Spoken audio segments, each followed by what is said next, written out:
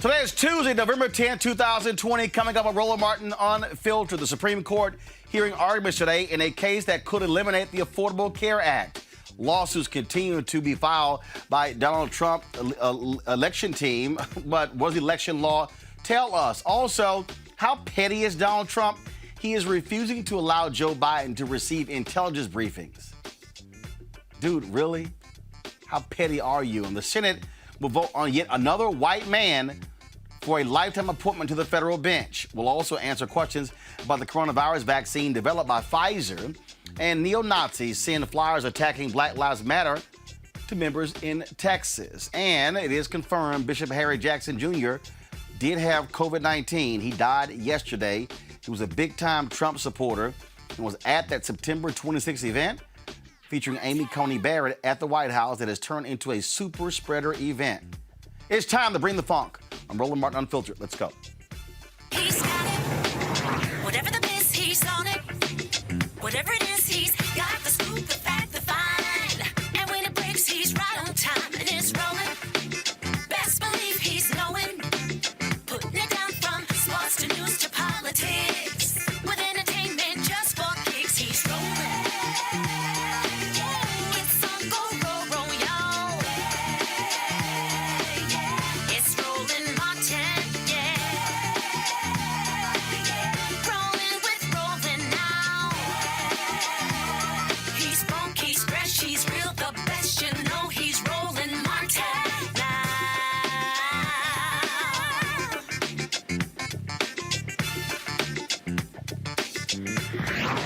Martin!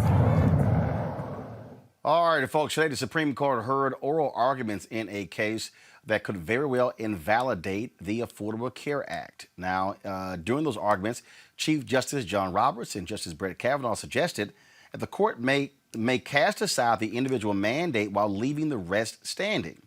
President-elect Joe Biden held a news conference today to assure his support of the signature piece of bill that came under President Barack Obama. I promise you this, beginning on January 20th, the Vice President-elect Harris and I, we're going to do everything in our power to ease the burden of health care on you and your families. I promise you that. As I said, I will protect your health care like as my own family. And we've been, unfortunately, significant consumers of health care. That starts by building on the Affordable Care Act, with the dramatic expansion of health care coverage and bold steps to lower health care costs.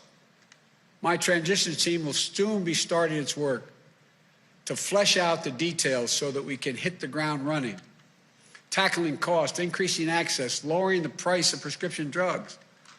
Families are reeling right now, particularly the reporters in this room and others listening. You've interviewed a lot of these people around the country as you've gone all over the world, all over the country. Enduring illnesses, faced with risky choices, losing their employer plans in droves. Over 10 million have already lost their employer plans. They need a lifeline, and they need it now. They should have to hold their breath. They shouldn't be in that position, waiting to see if the Supreme Court is going to wrench away the peace of mind they've come to now rely on. So we're going to get right to work, I promise you, addressing the issues that families are talking about around their kitchen tables this morning, making sure that they can get in bed tonight with the peace of mind that they deserve, and fulfilling our moral obligation to ensure that here in America, health care is a right for all, not a privilege for a few. So come January, we're going to work quickly with the Congress to dramatically ramp up health care protections, get Americans universal coverage, lower health care costs as soon as humanly possible. That's the promise I make to you. We're going to fight for your family's health coverage the same way we fight for our own family's health coverage. We want every single American to know, if you're sick, if you're struggling, if you're worried about how you're going to get through the day, we will not abandon you. That is a promise. We'll not leave you to face these challenges alone. We're going to get through this. We're going to get through it together. And we're going to build a healthcare system that puts you and your families first and that every American can be proud of. I want to thank you all for listening. May God bless you. May God keep you safe in this COVID environment, and may God protect our troops. Good afternoon. Today, the Supreme Court heard arguments in a case that could strike down the Affordable Care Act in its entirety. If the Supreme Court agrees with the opponents of the act, their decision could take health care away from 20 million Americans. It could take away protections from more than 100 million people with pre-existing conditions in our country and hurt the millions of Americans who have come to rely on the Affordable Care Act.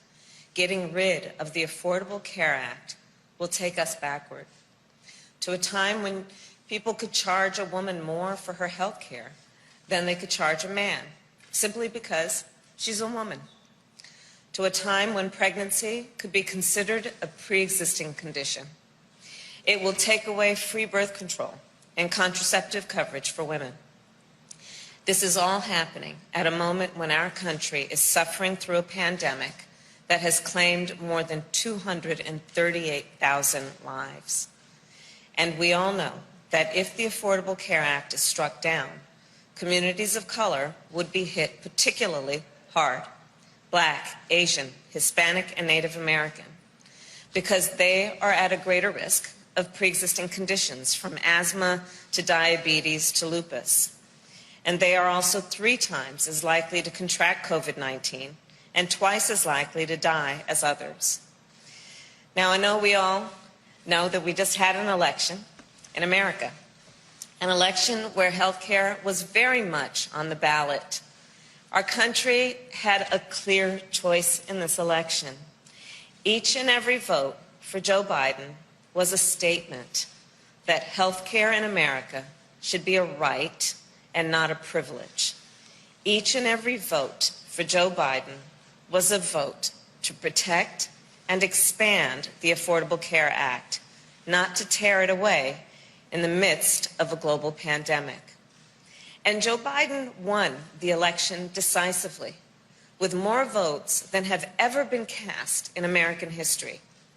It amounts to 75 million voices and counting, calling on the Supreme Court to see this case for what it is, a blatant attempt to overturn the will of the people. And the President-elect and I cannot let that happen. And now it is my honor to introduce President-elect Joe Biden.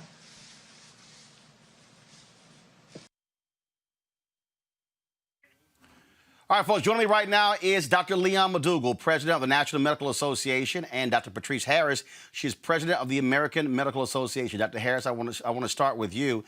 The Supreme Court arguments were quite interesting because some justices basically said that, hey, Congress, you want us to do your work and overturn this. That's not really what our job is. Your assessment of today's oral arguments from the Supreme Court. Roland, first of all, thank you for having me on. And we have had a transition at the AMA. I am now immediate past president, but so honored to be on your show and to talk about this very important topic. We know that the Affordable Care Act has been instrumental in millions, as President-elect Harris said, gaining coverage. We know that people without health insurance live sicker and die younger, forego medical care, unable to pay for their medications or other treatments recommended by their physicians. So although, we should and should not try to predict what the ultimate outcome will be, the questions today, at least in my mind, demonstrated that the justices are going to be reluctant in overturning this law. But we will have to see. But that is one reason this gains in coverage for the uninsured and all of the protections. And as you know, Roland, I am a psychiatrist, and so many more people have been able to gain access to mental health care, care for substance use disorders because of the Affordable Care Act. That's why the AMA filed an amicus brief. So based on the questions today, it looks like it will be upheld. But certainly we will all have to keep the pressure on because this law, overturning this law would be devastating. And Dr. McDougall, that really is something that's here. And what's amazing is Republicans have done everything they could to overturn this, to get rid of it.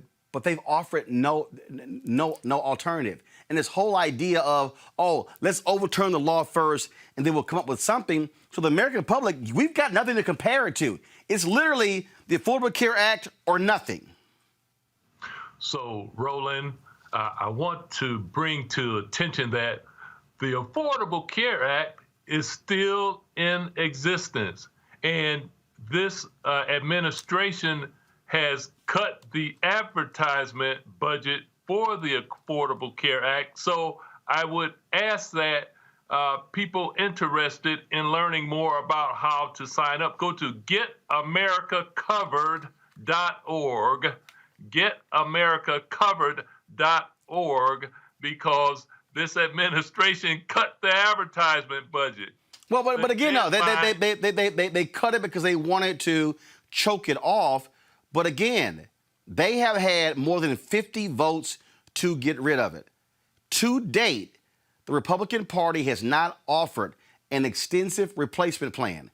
Donald Trump has lied for 5 years saying, I got a plan, it's coming next week, it's coming in 2 weeks, it's coming in 3 weeks, it's coming next month, I'm going to sign it next month, and they've done nothing. Kayleigh McEnany presented Leslie Stahl on 60 Minutes this huge book of their health plan. It wasn't a health plan. It was different executive orders and other stuff. It wasn't an actual health plan. So, Roland, you have been so insightful in cutting through all the nonsense. You're bringing an unfiltered viewpoint on these tactics to confuse the people. So I commend you on bringing such important topics to the table, because 20 million people losing their health insurance during a global pandemic is heartless and unexplainable. It's a lack of leadership. Dr. Harris, the reason this is a huge deal, first of all, we talk about 20 million Americans. When we're talking about young folks who are still covered on their parents' insurance, we're talking about even how we've had Medicaid expansion where we had rural hospitals shutting down in this country and how it has impacted folks. Many folks who voted for Trump, who voted for Republicans, really voting against their own economic interests. I remember 2016 where the previous governor of Kentucky was absolutely against Medicaid expansion. He was against the Affordable Care Act. And I remember he was a Tea Party guy. And I remember these white folks in Kentucky voted for him. And then they came back and they voted for him and Trump and then said, man, I sure hope they don't mess with our Affordable Care Act. They hated Obamacare, but they love the Affordable Care Act. That shows you how disinformation and messaging can completely obscure reality. Roland, we saw that with the Affordable Care Act, and when they branded it Obamacare, it was not popular. But when you ask people specifically about the proposals, or if you would call it the Affordable Care Act, there was a lot of support. And we know that so many people of all races have benefited from the expansions and health care coverage for the Affordable Care Act. But Roland, it's also similar to how we have made masks a partisan issue.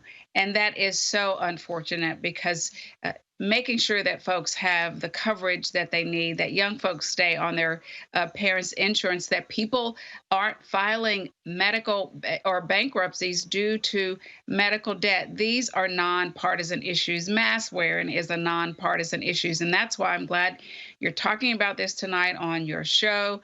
I know Dr. McDougall and I are always working to make sure that people get accurate information. And there's no question that people can have more opportunities for living healthier lives with the expansion caused by the Affordable Care Act. Dr. McDougall, how critical is the Affordable Care Act for African Americans? What have we seen the benefits of this since it became law on the health of Black folks?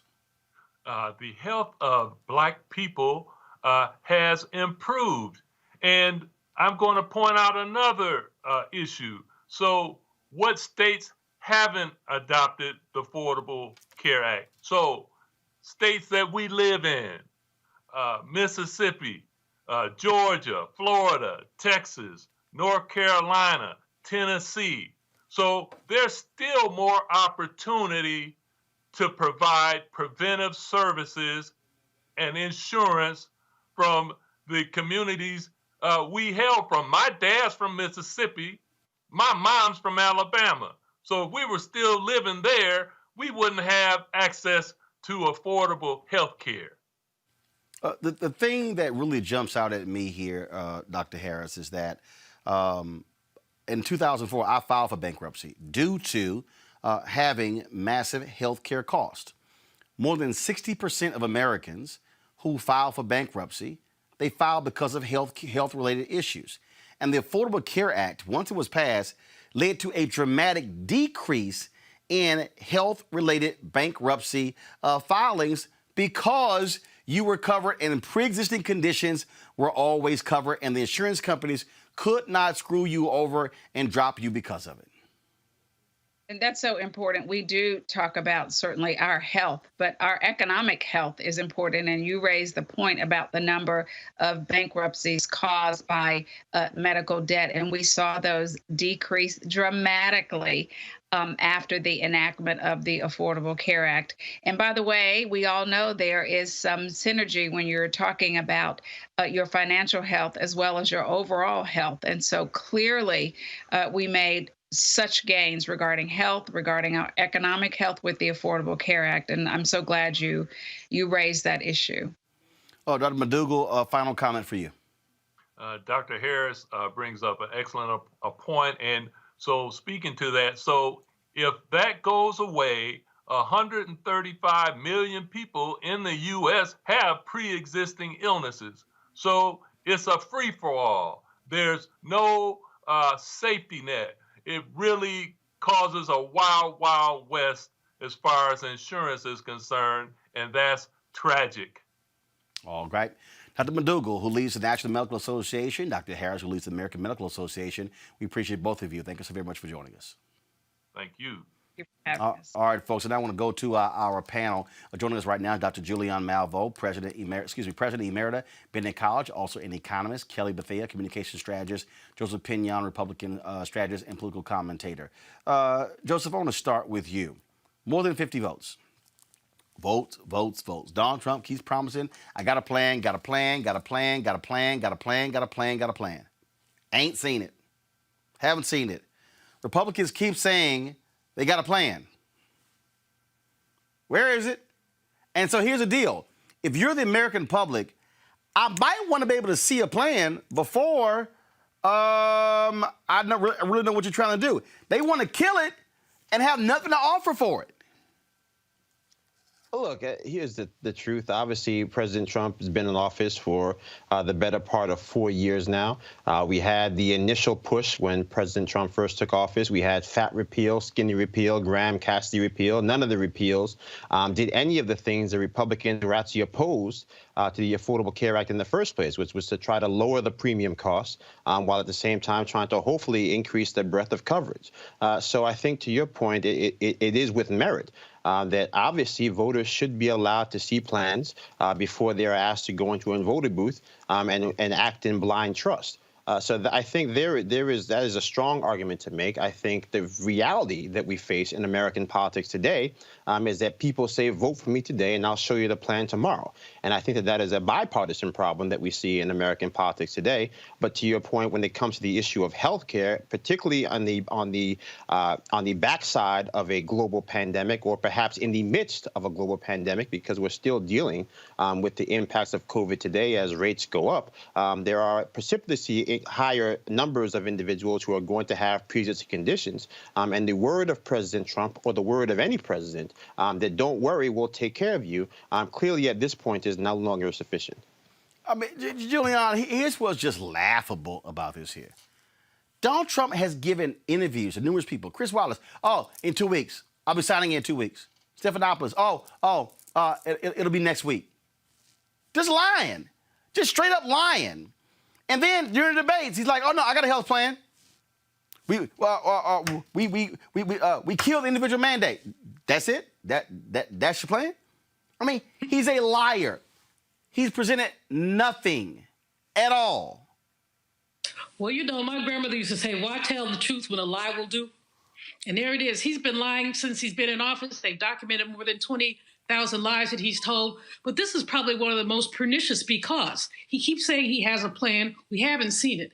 If there's a plan, it should have been put in legislative form, presented to the Congress and to the Senate, and passed as legislation. We haven't seen that. I don't know what Avar, the HHS secretary, does, but he certainly, that might be where a plan would germinate from, but he certainly hasn't said anything.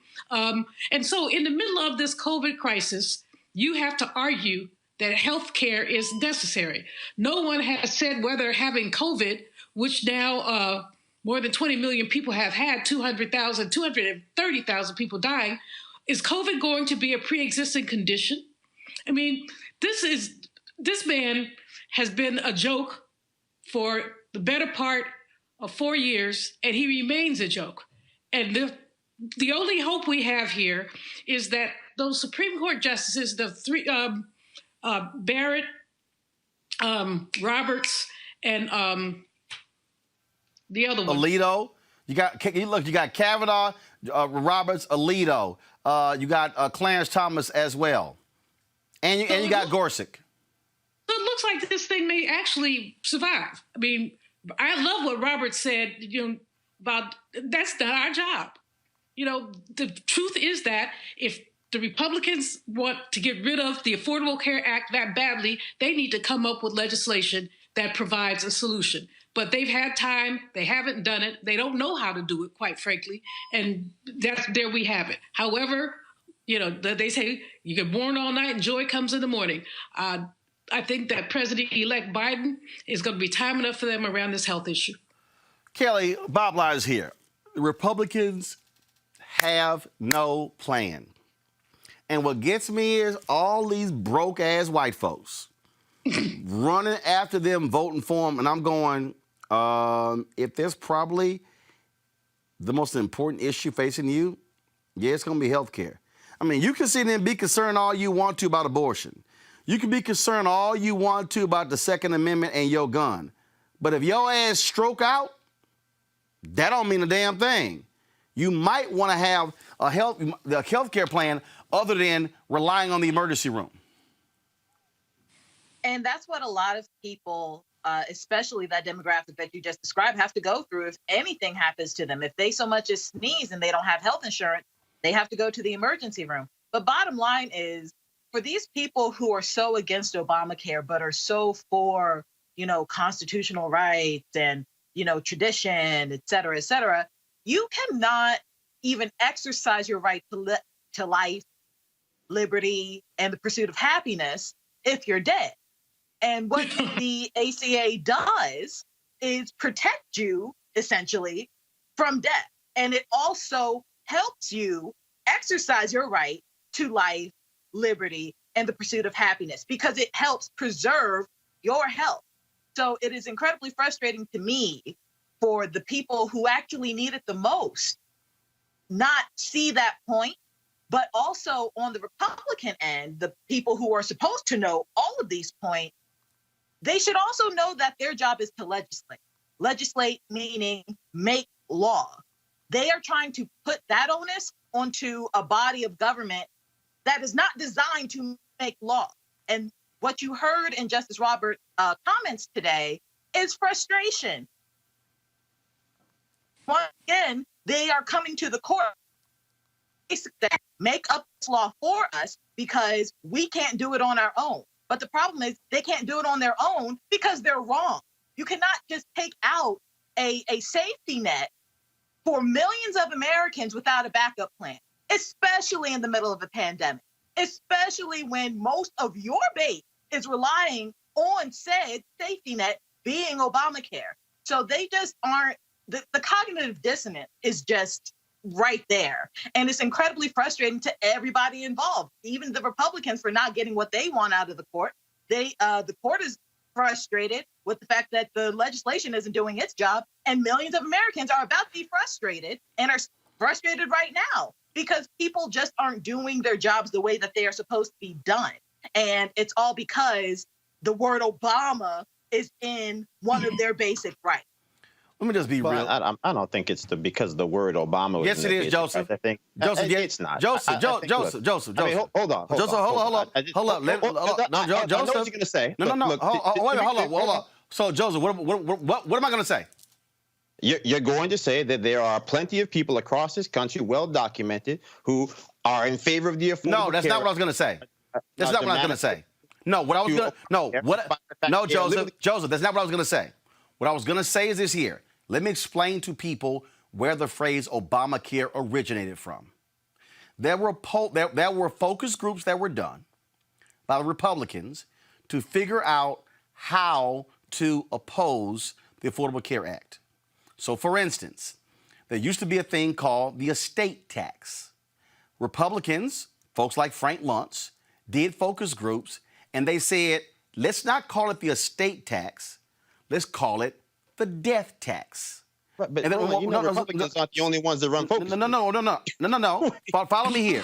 But it was Republicans who specifically had the focus groups to figure out how can we change the language, the narrative on the Affordable Care Act. So what did they do?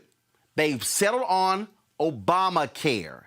And what they decided is that if we put Obama's name in it, it doesn't matter what the bill is.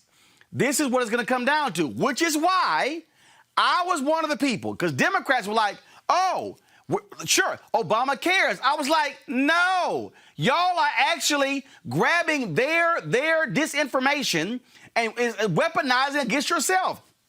That's why when you can go on the streets and ask people, it happened in Kentucky, Joseph. They said, do you support, they asked them, do you support or oppose Obamacare? Oh, I'm against Obamacare. Do you support the Affordable Care Act? Oh, I love it. It's the same thing.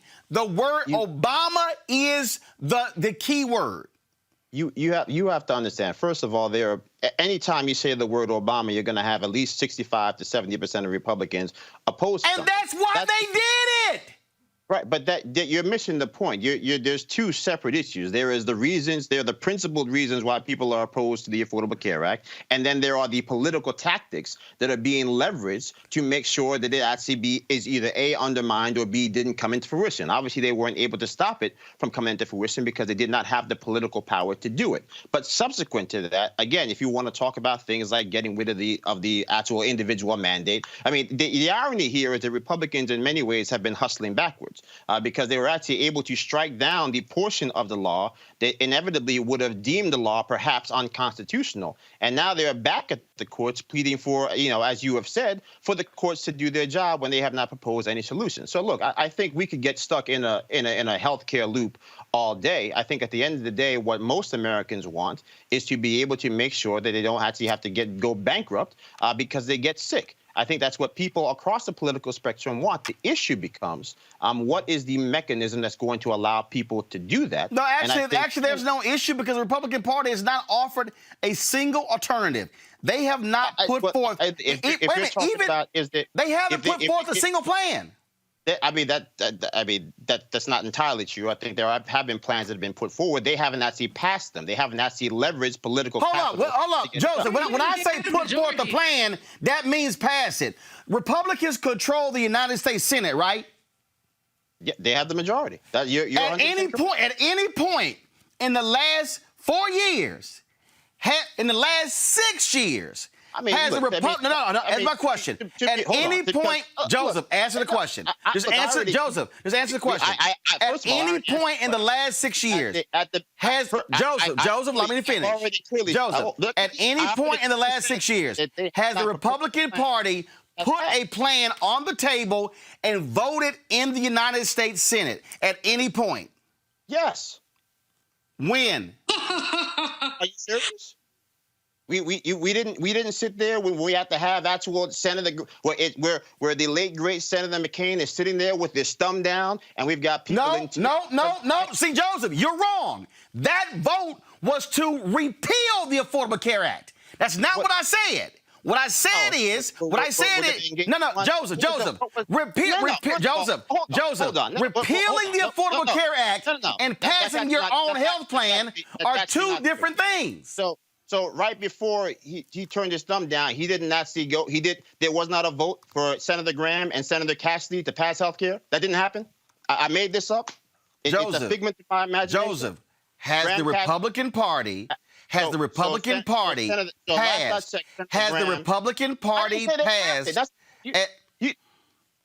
didn't pass it. Of course they haven't passed it. We wouldn't be here having the conversation that had been passed. That wasn't the point.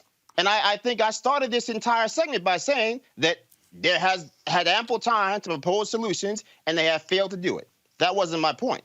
The point that I was trying to make was that at some point we have to accept the fact that there are actual principled reasons why people were opposed to the Affordable Care Act, which are separate from the fact that people just hated everything Obama liked. Which, to be clear, and I agree with you there. Yeah. Just absolutely.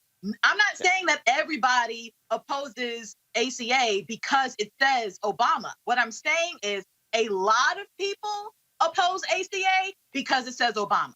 A lot of people. And that rounds out those who have a rationale behind ACA being into play. But even still, like Roland is saying, they have not really offered an alternative. If anything, the reason why the ACA was upheld by SCOTUS is because of the individual mandate saying that it was a tax.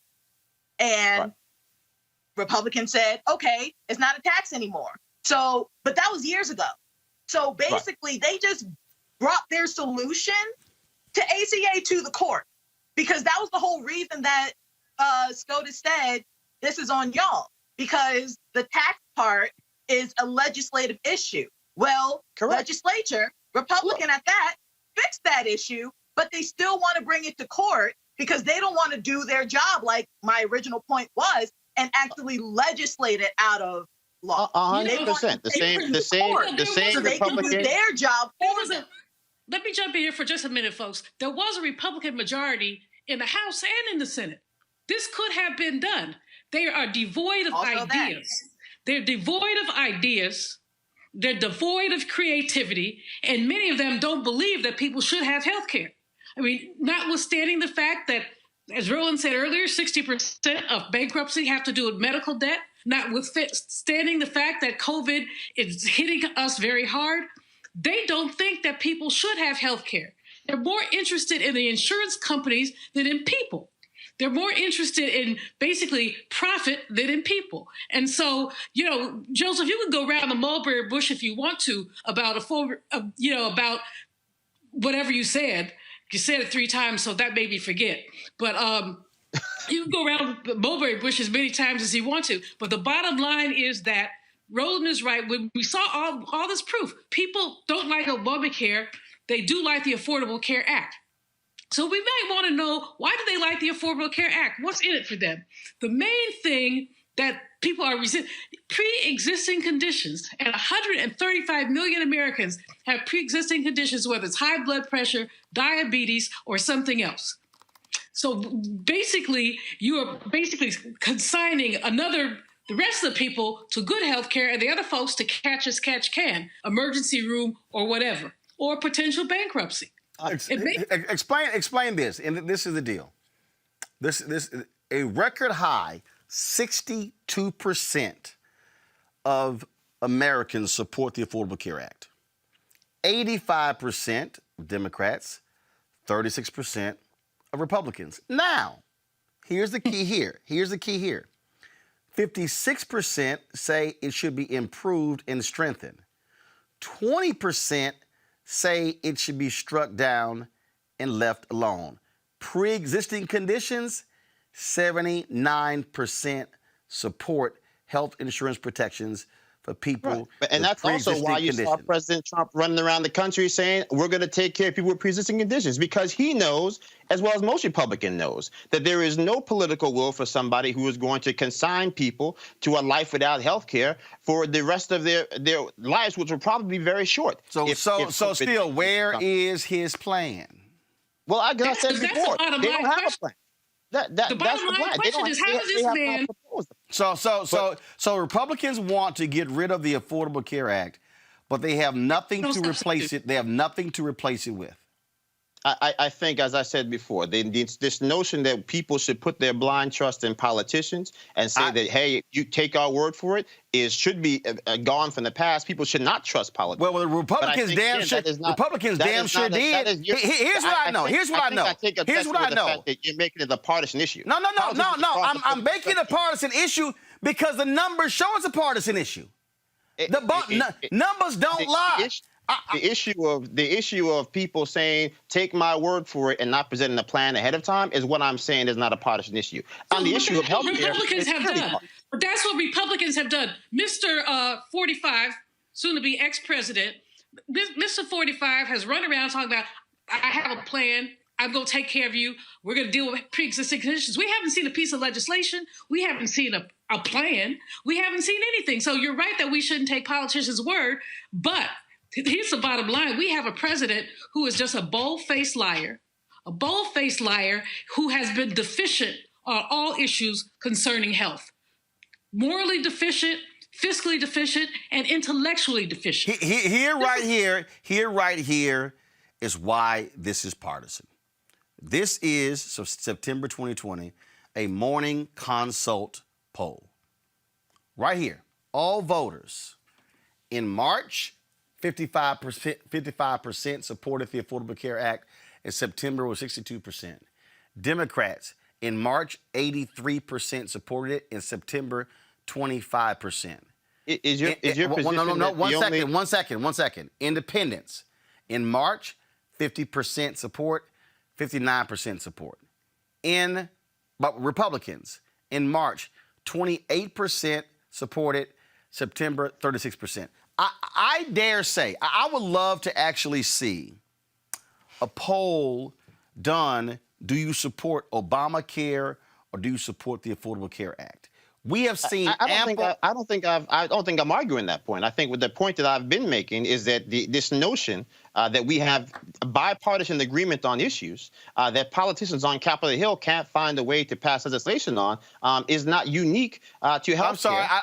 Hold up, Joseph. Who made that point? I made that point. That's the point I've been making. Okay, but duh. I mean, we obviously know we're in fractured times. But the point I'm still making is this here. Republicans can oppose the Affordable Care Act all day.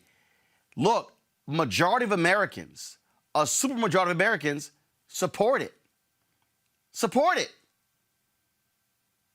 So if they support it, why are they so hell-bent on trying to get rid of something that 62% of Americans say, I like?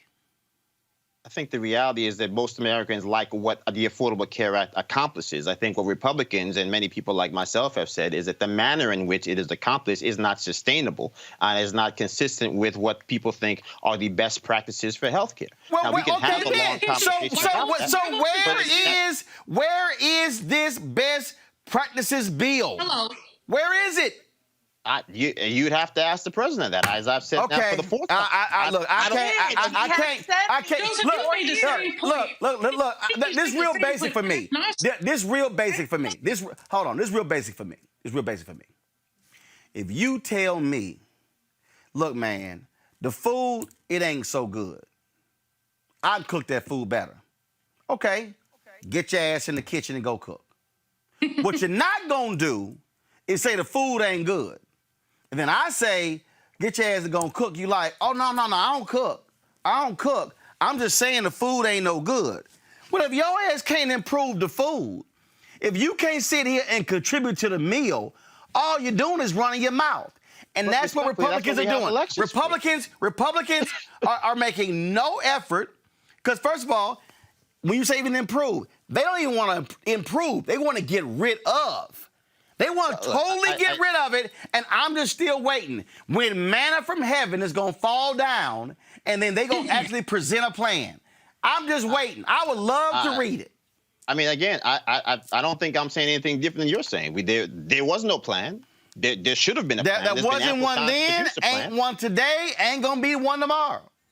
Well, there'll be a plan because the reality is that you won't be able to win elections without one. And that's not just healthcare. You're talking about climate. There's a whole. Some of the Republicans. There are a plethora of issues in American a lot of Republicans just won with no plan. Well, yeah, because at the end of the day, we figured out that people can get elected dividing people, even though their neighbors agree on the issue. Well, actually, you can get elected lying to people, and they are so gullible they actually fall for it. Here's the deal. Here, look, first of all, the Supreme Court is probably going to come back in 2 or 3 months with their decision. We got lots more time to talk about it. I got to go to a break. We come back. We're going to talk about these crazy ass Trump folk. I'm still trying to figure out how you won Senate seats and House seats, but those votes are good. But the same votes in the presidential race are bad. That's next to Roland Martin Unfiltered. Utilizing what I know. I'm being able to speak about something that I used to didn't do, that I can say, yeah, that was me, but it's okay now because I know better now, and you can too. I'm able to say that so they can relate to what I'm saying, so I can capture their attention and be able to knock on their door and say, hey, you with me? And now they feel more apt to pay attention and more apt to be able to go out there and say, oh, well, just maybe, because she said. And I'm a fan of hers, so the connection is, well, okay, what do I have to lose? Because sitting at home is what you're losing out on. And a lot of them don't even know how important the vote is. It's like, well, you know what, if I don't, ain't nobody gonna miss my vote.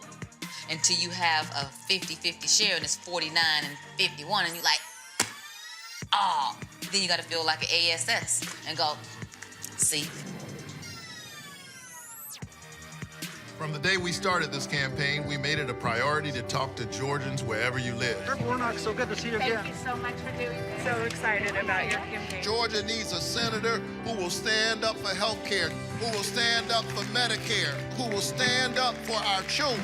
We need leaders who will not forget who sent them there in the first place. I think he'll stand up for me. We already voted for you. I think he'll stand up for everybody in Georgia. Augusta, Savannah, Valdosta, Columbus. They may be miles apart on the map, but the challenges we face are quite the same. We're completely behind you. Thank you so much for running. It's not about him. It's all about the people. If you elect me the next United States Senator from the state of Georgia, your agenda will be my agenda. Raphael Warnock will practice what he preaches. We're not getting that now. I'm Raphael Warnock, and I approve this message. Hey, what I'm going to work on? I'm John Ossoff, and the path to recovery is clear. First, we listen to medical experts to control this virus.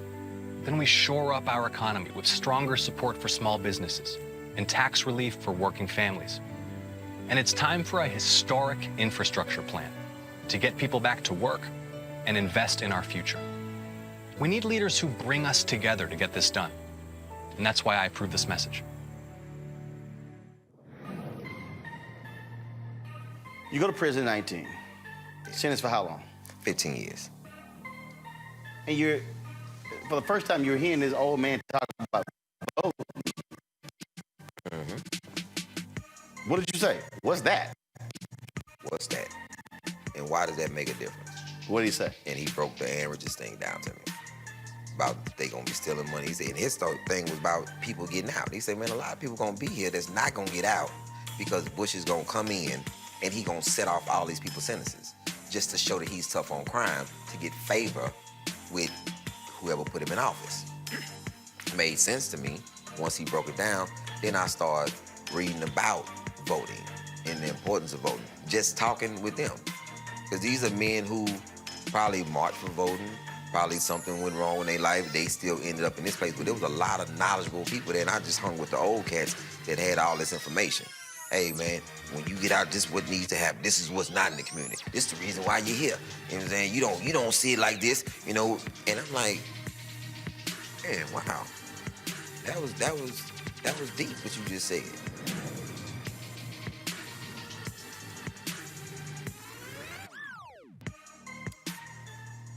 The Republican Party and Donald Trump, boy, they are really stuck on stupid, y'all. They are losing their mind. They are alleging just voter fraud everywhere. Do y'all want to see stupid? I'm going to show y'all stupid. Kim Klacik, the clueless child running for who ran against Kweisi Mfume, who got dusted. And when I say dusted, she got dusted, y'all. She lost 75% to 25%. Do y'all know that her ass literally sent a tweet out saying that, oh my goodness, I'm going to appeal. I'm going to appeal my race because surely that's why I lost because of voter fraud. Boo. You ain't lose because voter fraud. You lost because you a fraud. In fact, y'all, look at this dumbass tweet. She said, first of all, Trump tweeted, he quoted some pollster in Britain. She goes, agreed, I beat my opponent on day of and in-person early voting along with absentee. However, 97,000 mail-in ballots were found in his favor. Luckily, we raised enough money to investigate. Julian.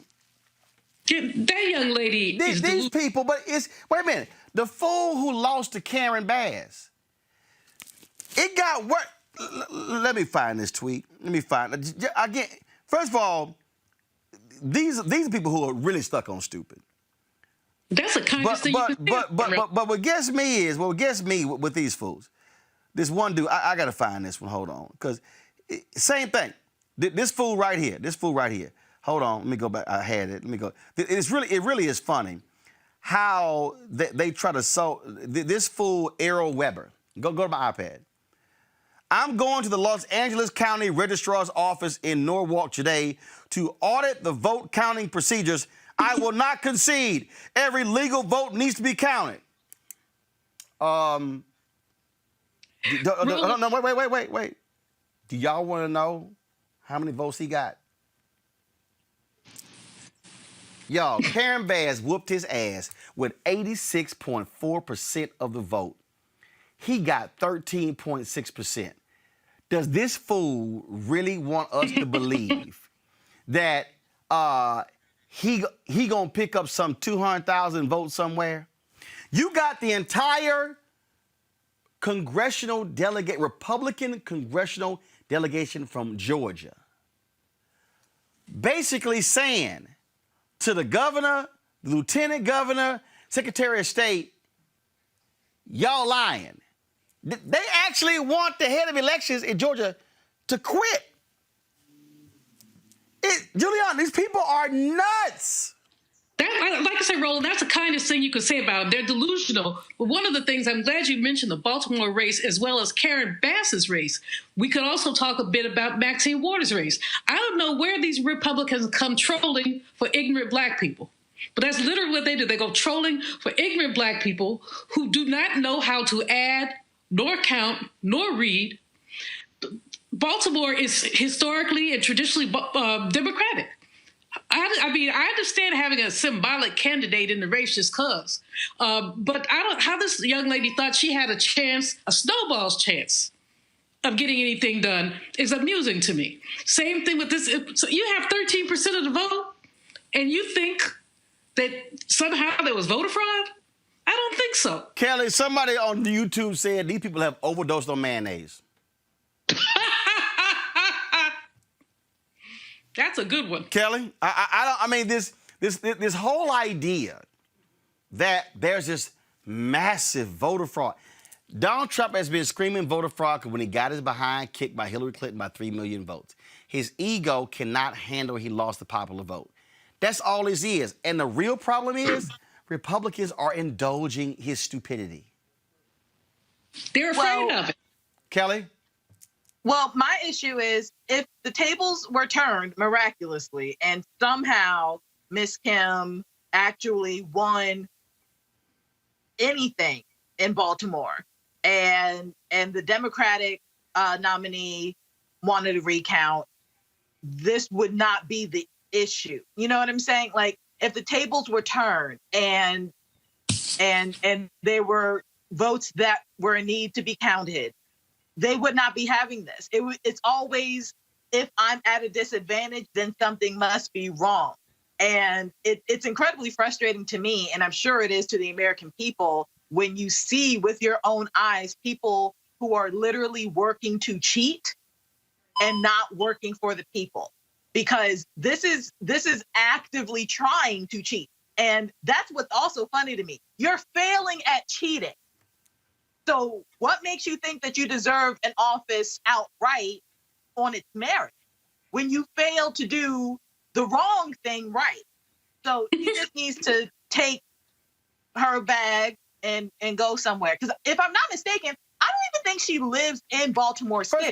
First of all, hold on. Look, you ain't got to waste breath on Kim, okay? She got crushed. Here's the deal, Joseph. I need somebody who's a Republican to explain to me.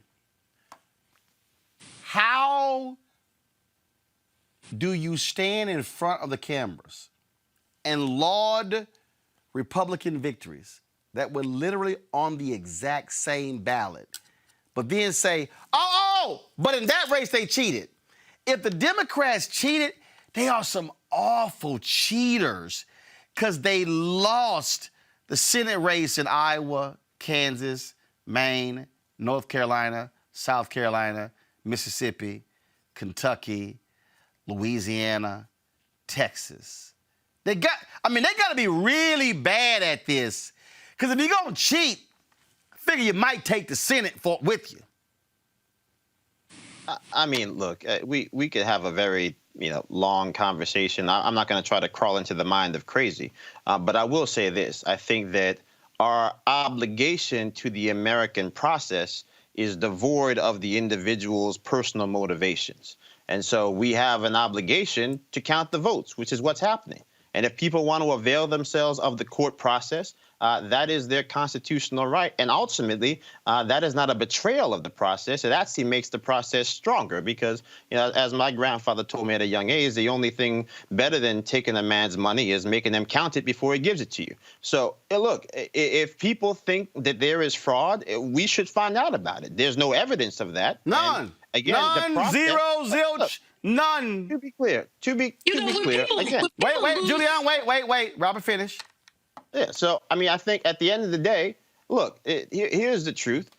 There are going to be legal briefs that are filed. The courts will either say there is fraud or there isn't fraud. They'll say there is merit or there isn't merit. At the end of the day, either we have a country or we don't. Either we believe that we have an independent judiciary or we don't. And so I think if we're talking about how do we heal this country, because we could have a long conversation about how do we get here. But if our goal is to heal, if our goal is to have enough people who have still bought into the system, that we have a country that works, then let people count the votes. Let people run around saying what they want to say. Because but you're saying let them count the votes. Donald Trump and his people were trying to stop the count. First of all, I want to show. I want to show this. I think there are people who say let them count the votes. That people say stop counting the votes. Joseph. The same people were saying it. Joseph, the same people were saying it. Depending on the state, depending on the favorability. I just think that we have to have. If there are people that are saying things that are crazy, but we also have to be honest about where we sit right now. Number one, we're a severely divided country. Number two, there are things in the results that are statistically anomalous. Like what? Now, most of those statistical anomalies are likely due to the fact that we had an unprecedented amount of people vote via mail. Right. That does not mean that somebody did anything illegal, but it does mean that we're dealing with results that are not in line with previous results. Of course. First of all, you can't. Hold on. Don't. Hold on. But wait a minute. But it's not in line with previous results. But you just said because we also have mail-in balloting, so they can't accept. They can't accept the reality of that. Roland, in some cases here, Roland, some states will have an automatic recount if it's within half a percentage point. But you have large margins. You have tens of thousands of votes. Arizona probably should have a recount. It's only 14,000 votes separating the two candidates. But Michigan should not have a recount. Because basically there's so many votes, there's so much of a lead that it's not going to make a difference. You can count till the cows come home. Every time you recount, people pick up a vote, you lose a vote. I mean, because human beings are still counting these votes. But this obsession that 45 has with recounts is really him delaying the inevitable. Here's the deal. Lost. He lost. I want to play this. The folks at the Daily Show put together this pretty great video. Because if you compare what Fox News and OANN and Newsmax are saying today, just y'all watch this here. Democrats are being sore losers. They refuse to acknowledge they lost the election. So what do? They cry malfeasance, wrongdoing, criminality, fraud. Democrats, more so than Republicans, seem to have a problem conceding defeat. Either the election system broke down or some mystery votes are hiding somewhere. You have a whole series of Democrats who've just said bluntly, if our candidate doesn't win, they stole the election. The Dems just want to make America suffer. It's like losing the World Series and demanding an extra inning a day later. The Democrats are refusing to accept the declared results of the national media. So how do they do this? Lo and behold, they find missing ballots. The radical left is attacking the sanctity of our votes, refusing to accept the midterm election results. So what if these were Republicans refusing to concede? Democrats may see how they'll be able in the future to steal elections through lawsuits that they can't win with the voters. Ramping up election conspiracy theories, accusing Republicans of outright stealing the election. Kind of rich. You know what? Sounds sore loserish. Boy, that's a lot different in here in 2020. I mean, look, Roland, like I said, I think at the end of the day, there are going to be people that say things that make sense. There are going to be people that say things that don't make sense. I think the one thing that we should understand makes total sense is to allow the recounts to where they need to occur. I think most people that are talking about these results are talking about 3 states. They're talking about Pennsylvania. They're talking about Arizona. They're talking about Georgia. That is it. We don't really think that there's anything going to be made of what happens in Wisconsin or Michigan. No, not true. Not true. The Trump folks. I think. No. You said no. That's not true. Here's the truth. No. Joseph. That's not Joseph. I got to give facts. Joseph. I don't speak for the campaign. Joseph. I didn't say you do, but I got to give facts. No, you said there are 3. They are alleging 6. They are saying Wisconsin, Michigan, Pennsylvania, Georgia, Arizona, Nevada. They're saying 6. What they're doing, they filed 5 lawsuits. They're 0 for 5. They're continuing to file those laws. In fact, hold up. You got to throw in 7. Minnesota. They also have Minnesota in there. And so they are trying to make the argument that, oh, it's this massive fraud. Now even, you saw what happened when Bob Barr made his announcement. The head of the election integrity unit was like, this is bogus, and quit. This is how the process works. No. Judiciary. That's not how it works. That actually is how it works, Roland. Let me ask you a question. In 2016, was 2016 closer than 2020? Yes, we're looking at 78,000 votes across 3 states. Did Hillary Clinton refuse to concede and file lawsuits in 6 states? Did Obama also refuse to begin the transition process? Did Obama refuse to allow intelligence briefings for Donald Trump?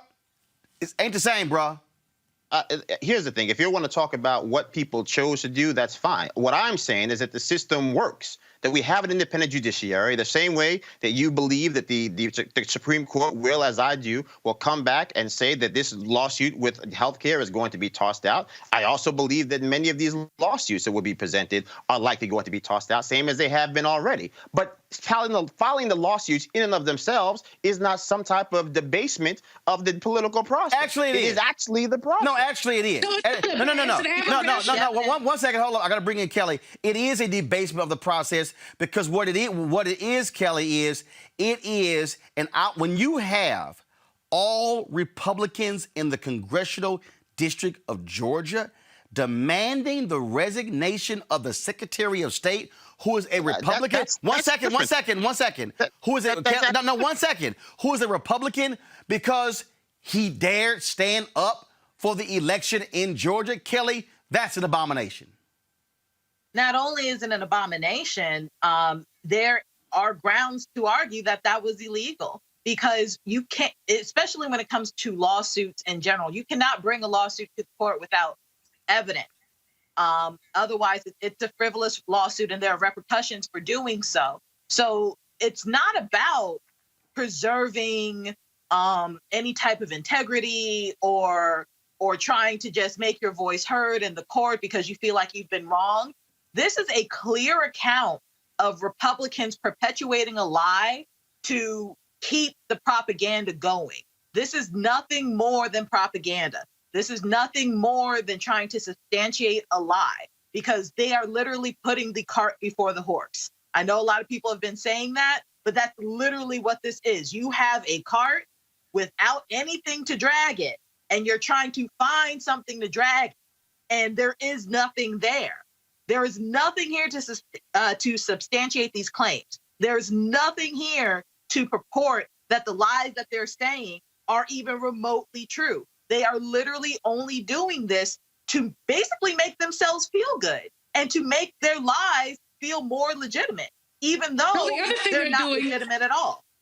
The other thing they're doing is undermining our democratic system. That's what they're doing. So you end up, we've had 70 million votes for 45, 75 million votes for President-elect Biden.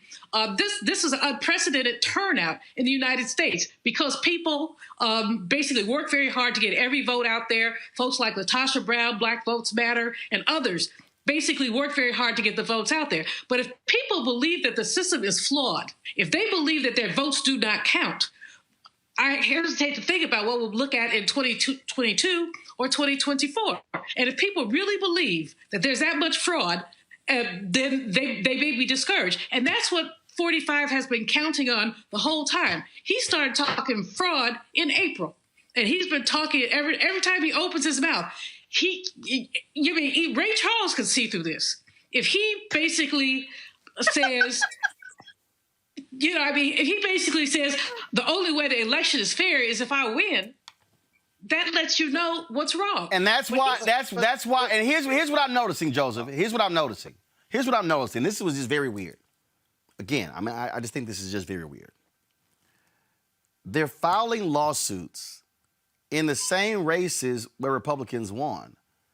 Do you see Democrats filing lawsuits saying, hey, it's voter fraud we lost in South Carolina? It's voter fraud that we lost in Iowa. It's voter fraud that we lost in Maine. It has to be. The Republicans are literally saying it's voter fraud that we won here, but on the exact same ballot, they fraudulent ballots. Here's what I'll... And when I say Republicans, I mean president, whole administration, senators, House members, state officials, the entire Republican apparatus. Very few Republicans have actually said, congratulations, Vice President-elect Joe Biden. They are standing largely behind, and when I say largely, 98% are standing behind Donald Trump by saying, oh, this was fake, it was stolen, it was fraudulent. I don't think most people are saying it's fake. That's not what. That's not what I said. Not what Senator. I said. No. It's kind of what you said. And I think. And no, also I know what I said. Didn't send it. I said other than a handful of Republicans. Handful. Hold up. This a hand. Hold up, Joseph. Joseph. This a hand. This a hand. I can put them in right in the hand right here. I can put the Republicans in both of my hands. When you count members of the United States Senate, yesterday, Mitch McConnell stood on the floor of the Senate, Joseph. This is the Republican majority. Part of the handful or no? This is the Republican leader, stood on the floor and praised the Republicans who won on the same ballot, but then criticized it. And I'm like, it's the same ballot. Same ballot. Look, I think here's the truth. Lawsuits are going to be filed, if, to Dr. Malvo's point, that this is all just some scheme to undermine American democracy, then I don't know what would be more fitting than a appellate court packed with Donald Trump appointees and then a Supreme Court packed with Donald Trump appointees telling President Trump, you lost the game, like Shannon Sharp. I don't know what else you want. I mean, that's how the American system is designed to work. These people, So, is Chris Metzler there? Is Chris Metzler there? I think okay, y'all, hold on 1 second. Let me bring in Chris Metzler, constitutional law professor. Chris, seriously, I mean, look, you're Republican. Can you provide some common sense to what Republicans are doing? These Senate Republicans, these House Republicans, what Trump are doing? Any common sense whatsoever? Well, first of all, from a pure legal standpoint, the cases that have been filed so far have no merit, period.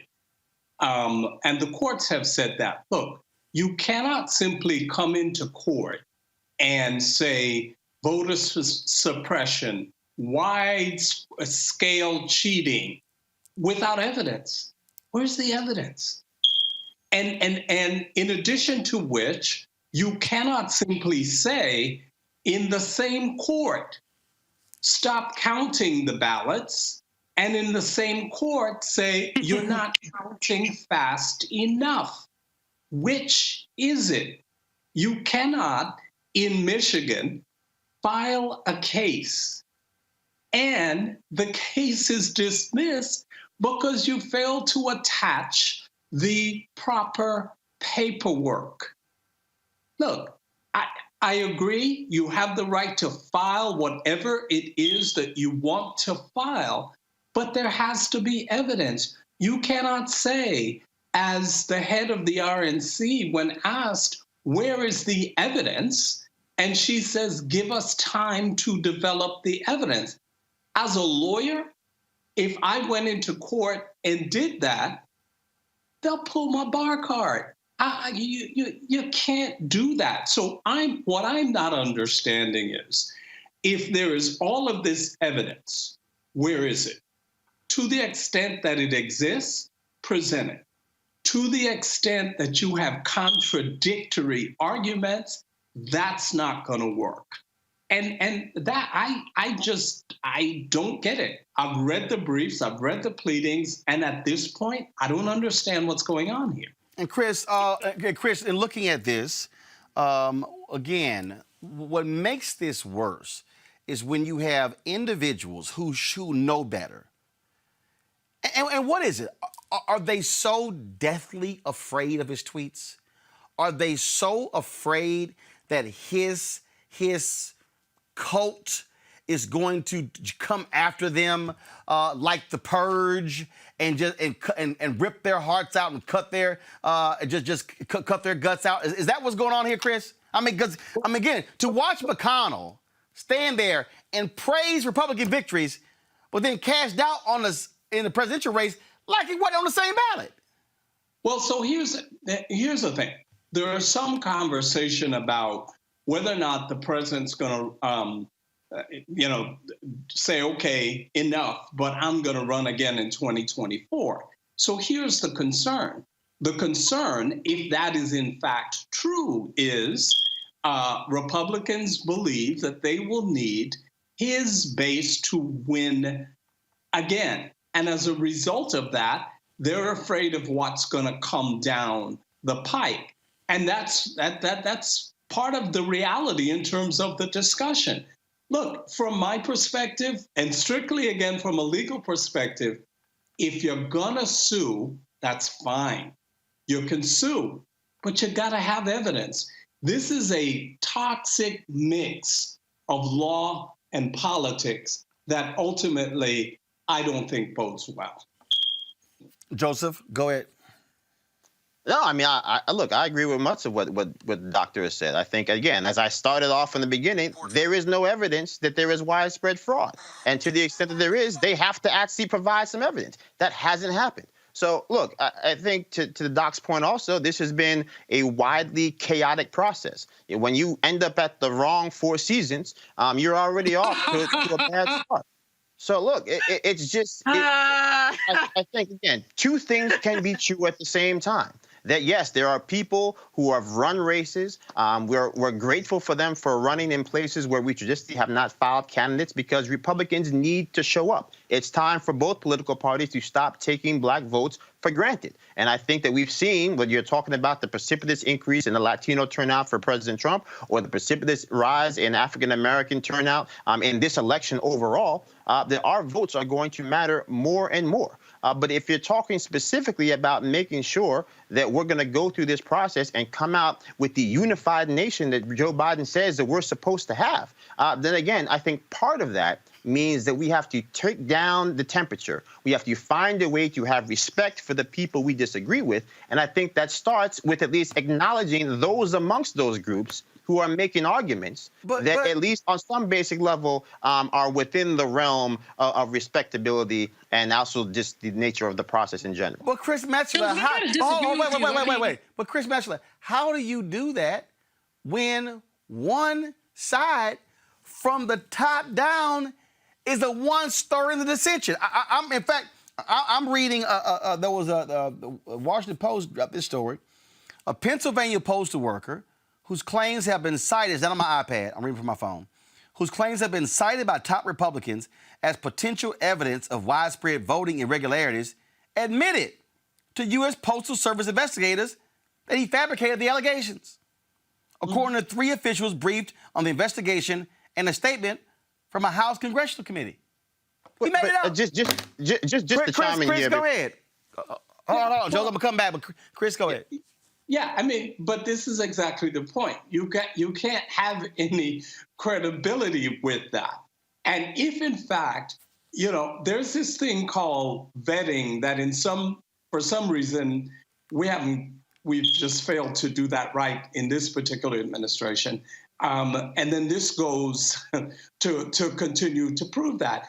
It is difficult to do that. Look, at the end of the day, when you say that it is Democrats who are making all of this up, who are doing all of these kinds of things, and you're doing the same thing that you're accusing them of Democrats of doing, how can you expect to be taken seriously? This is not the way to do this. If you got a case, bring it forward and stop with the shenanigans already. Julian, go. The thing about this, in terms of bringing the evidence, is that there is no evidence. In the postal worker story, I'm glad you mentioned that. I just saw it come across on my phone. There's another story about a blind lady who claimed that someone took her vote. These are these little incidental things. Some of these things are human error, but you're not going to turn an election on a postal worker here, a blind lady there. The fact is that, and I'll say it as often as Joseph said, makes his point. Trump lost. Trump lost. Trump lost, and it just can't get through his head. There was something in People magazine, not that I read regularly today, from Ivana Trump, who said he hates to lose and he'll do everything he can to keep from losing. So we've seen this, but even as we see this, we know that there's some flaws in the system that need to be worked out. Mail-in voting has always worked, and it always has a few little problems. We still haven't counted the overseas votes. I mean, they may not have all come in. Mr. 45 says he values the military, kind of. Well, shouldn't their votes count too? But the fact is that he doesn't value the military. He doesn't value his own constituents.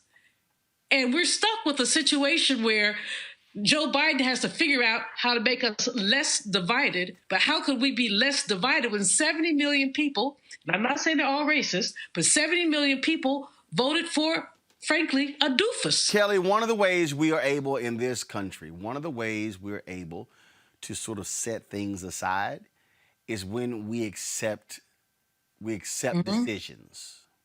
What you have here is Donald Trump and a party who's saying, the hell with any sense, the hell with all norms. We are rejecting all. For them, Donald Trump is literally refusing to allow intelligence briefings of Joe Biden, even though the election has been called for Joe Biden. That is, when you talk about, first of all, candidates get intelligence briefings. He's like, nah, not gonna happen. Talk about petty. This is a whole nother level. I get what Joseph is saying. I agree with one of the reasons that look, I'll never forget the video backstage, Kelly, of the inauguration when Hillary Clinton, she's standing there and she's girding herself. And she takes this really deep breath because she's about to walk through a door that she thought she was going to be walking through as president of the United States. And the fact that that woman could still go to the inauguration in her capacity as a former first lady of the United States, that says you put country over petty, over party, over person. There is nothing about Donald Trump says that he would actually have that level of integrity. Kelly, go ahead. Well, the reason that Hillary Clinton was able to do that is because she is gracious. She has integrity. She is an American. She understands what it means to be American, what it means to be a politician, what it means to be a servant to the people. Donald Trump did not come into this office with any of those values, with any of those thoughts, with any of what I just listed in mind. He came in for him. That's it. Making America great again for him. That was the caveat to his slogan that people just failed to reiterate and express outright and explicit. So it does not surprise me that Trump is doing this. It does not surprise me that Hillary Clinton had that much grace that day. I can tell you right now, I would like to think I'm a very gracious person. I can tell you right now, it couldn't be me. It could not be me, but it was her. But it will not be Trump. So what we need to do as Democrats and as Americans is to hold him as accountable as we can, given the circumstances. Because what's happening right now is that he is trying to burn everything down with him in it, if necessary, just so that Biden does not succeed. That is what it means to be a coward. That is what it means to be treasonous to this country. And honestly, at the end of the day, that's what it means to be Trump, because that is who he is. That is what he does. Nothing that is happening right now that he is doing should surprise anyone, because we've had at least 5 years, even before he became president, to just have a glimpse, a taste of what he's capable of. And now we're actually receiving it. And Chris, so we need to be ready for what happens next. Chris, I want to read this here. The Lieutenant Governor of Texas, Dan Patrick.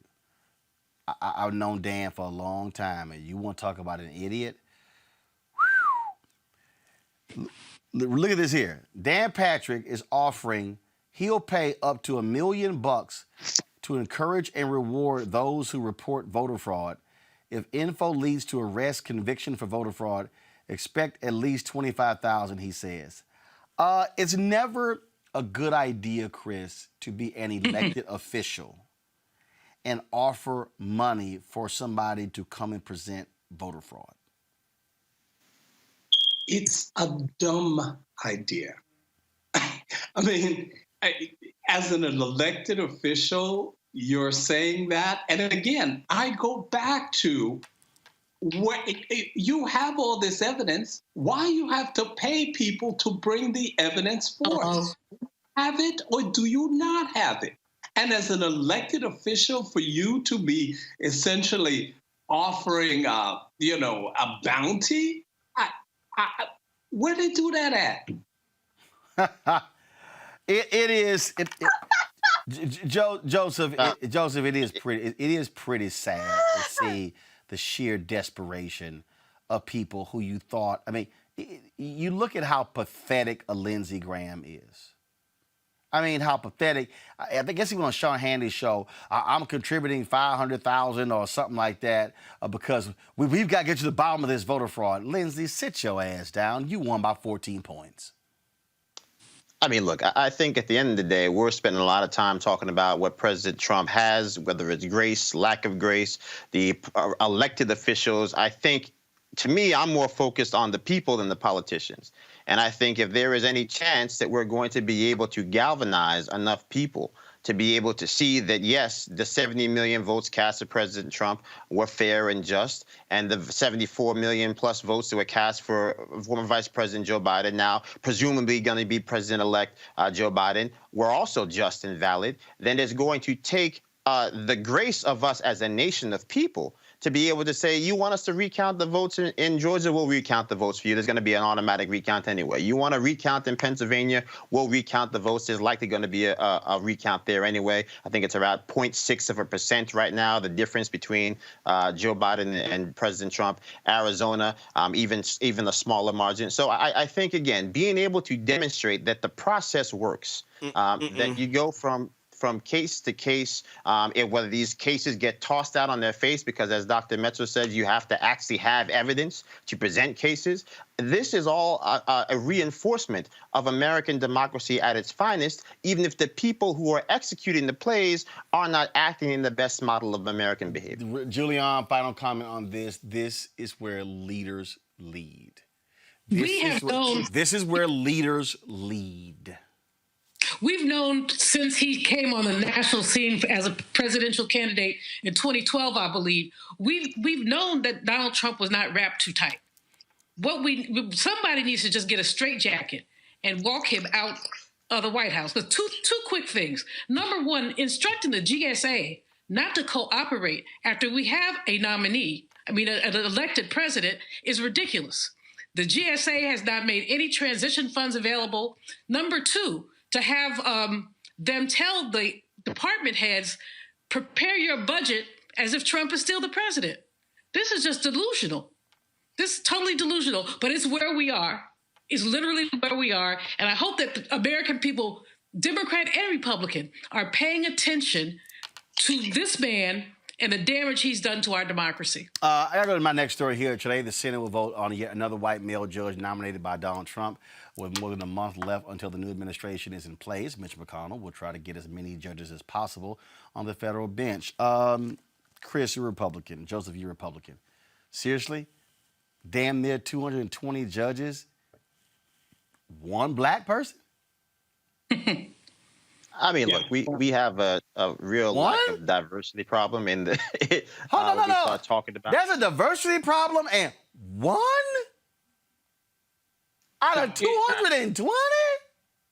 No, it is completely, and I've said this before and before and before, and obviously nobody's listening to what I'm saying. It's more than a diversity problem. It's a systemic problem. Listen, I always have to say to the party, criminal justice is cute. And it has its place, but as it relates to the persons who are making those decisions in the first place, don't tell me you can't find any. Where did you look? Under a rock? Because I got 700 I can give you right now. Here's my deal. Here's my deal, Joseph. 1% is 2. Mm-hmm. They ain't even at 1%. Right. I mean, look, there are a lot of people that pretend that somehow Clarence Thomas is the only qualified black man to sit on the court. He is not.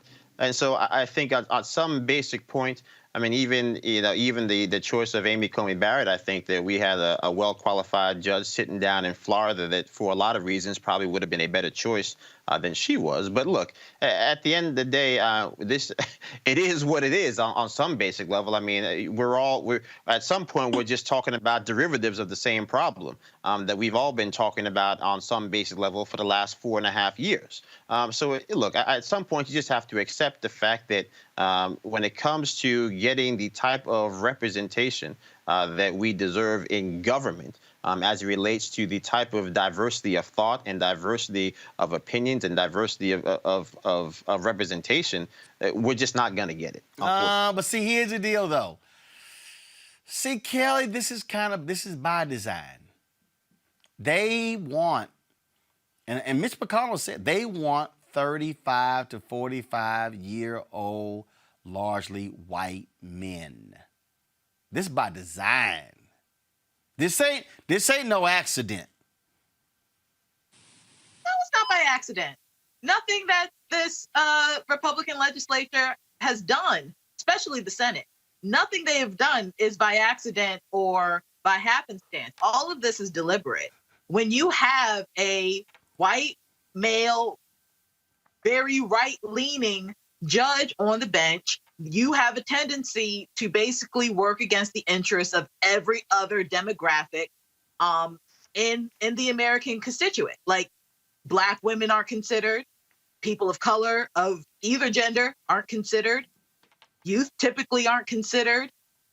No one's considered except rich white men when you have that kind of person on any bench, federal or otherwise. And when that happens, you come up against some really terrible law that gets made by way of case law. And that's how we get Trump. That's how we get Mitchell McConnell's. It's sad the way that this Congress, well, this Senate specifically, really does not care about the people who voted for them, because not even they are going to be taken into consideration with these appointments. It is literally solely for self-interest alone. Julian, again, I think what you're dealing with here is you're dealing with the Federalist Society. Look, Mitch McConnell and Republicans, they want white men ruling in these federal cases. They ain't looking for no black folks. They ain't looking for Latinos. They ain't looking for white women. They want white men.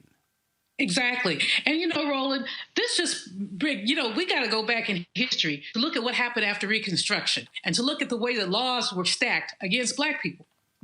Now they're stacked against people. I mean, when you look at what they've done to the Consumer Finance Protection Bureau, when you look at just any number of things that they've done, 45 is in with all of his buffoonery because he's delivering to Republicans what they want. They wanted a white male judiciary. They want a conservative judiciary. They want an anti-abortion judiciary. They wanted they wanted to go back to the 1950s. Make America Great Again is a slogan that says, let's go back to the day when, Kizzy was in the kitchen and, Kunta was in the fields. That's what they want. And basically, McConnell has been able to effectuate that.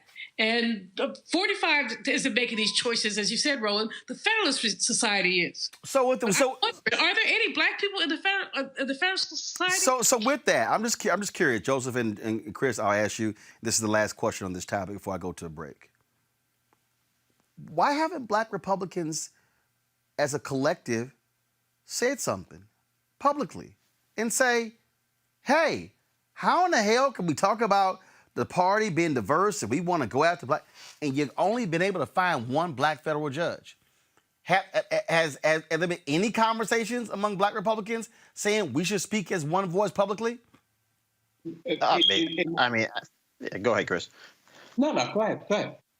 Yeah, I think I can speak for myself. I think plenty of Black Republicans have said things publicly about the lack of diversity that started before. That wasn't my question. That wasn't my question. That wasn't my question. It wasn't my question.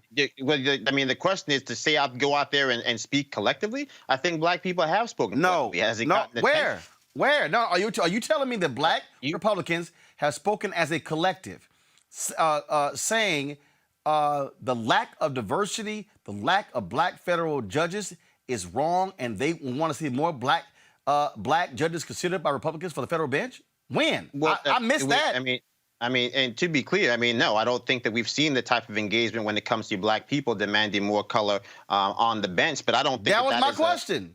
But I don't think that that's a partisan issue. I think specifically. Yes, it is. Look, I don't think that we've Black folks have been. Are you trying to say Black folks haven't demanded that for Democrats? What I'm trying to explain to you is the fact, number one, we need more color on the bench, period. Number two, we certainly need more black men, Black women on the bench just across the board. That's at the federal level. That's at city levels. That's just a given. We know this concretely. What I'm saying is that there's, number one, a schism, if you say, within the Black Republican conservative movement as a whole right now as a result of what's happened over the last 4 years. So that's a completely separate issue. And I think as a general rule, any conversation that we've actually had over the last 4 years has been dwarfed by the fact that we are living in a 24/7 Trump news cycle that basically drives anything else you'd want to talk about out of the the public opinion. Hey, Chris, I ain't even heard it come our way, and we ain't in the Trump cycle. Chris, go ahead. No, there has not been that conversation, in part due to what Joseph said. Look, in this administration has been, as it relates to Black people in particular, more fascinated with entertainers than substance. And so what you've seen are a number of so-called new Black conservatives who have, soaked up a lot of the oxygen in the room to no avail. And like I have told a number of them, you can't expect Black people to join the party when you're telling Black people how stupid, ignorant, and uneducated they are, and they need to leave the so-called Black plantation. And as a result of that, the conversation of a number of very reasonable, true Black conservatives have been muted. And as a matter of fact, I am sure that after this show, I am going to be receiving significant hate mail about that. But you know what? The difference between me and a number of people who run in that circles, I don't need anything from any administration, period, end of story. So I'm going to say what I got to say. All right, Dr. Chris Metzler, I surely appreciate it, man. Thank you so very much for joining us. My pleasure. Go on to a break. We come back, we'll talk Pfizer and their promising vaccine for coronavirus. That is next. Plus, crazy-ass white person, a Republican in Pennsylvania. Did he send out the wrong tweet under his main account? Does he have a burner account where he pretends to be a Black gay Republican? Wait till I explain on Roland Martin Unfiltered. So because of friendships like yours, that's what made me figure out that, my vote did matter and that it was important for me to vote and get out there, even if I wasn't doing everything, perfectly, just trying and then learning from the mistakes, whatever mistakes that I made, and trying again and getting better the next time that I went out to vote or to speak about something, political. That's the start. That's the way that we do it, because we can't go back and undo. Like, I can't go back in time and make myself be at the polls when I wasn't. So that's where the civic piece comes in. But I can start now. And that's what, I started when I started. And now I'm a part of more, political drives to get other people to vote. I'm not the world's smartest when it comes to politics. I'm the first to admit that. I'm not even the second or third. But I'm trying, and I think that's really the message here, Get out and vote, because it does matter. Your vote absolutely matters.